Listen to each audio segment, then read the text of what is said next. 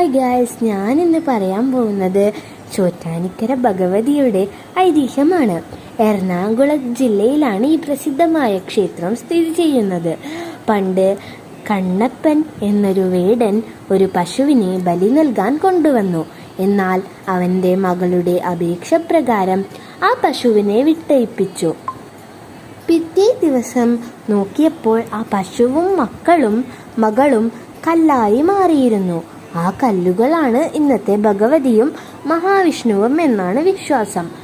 ഈ ക്ഷേത്രത്തിൽ മൂന്ന് ഭാവങ്ങളാണുള്ളത്. രാവിലെ സരസ്വതി, ഉച്ചയ്ക്ക് ലക്ഷ്മി, വൈകുന്നേരം ദുർഗ. മാനസിക വിഷമങ്ങൾ മാറാൻ കിഴക്കക്കാവിലെ ഗുരുതി പൂജ പ്രസിദ്ധമാണ്. കുംഭമാസങ്ങളിലെ മകം നാളിലെ ദർശനം ഏറ്റവും പുണ്യകരമാണ്. അപ്പോൾ നല്ലൊരു വീഡിയോ ആയിട്ട് ഇനിയും വരാം. Okay, by.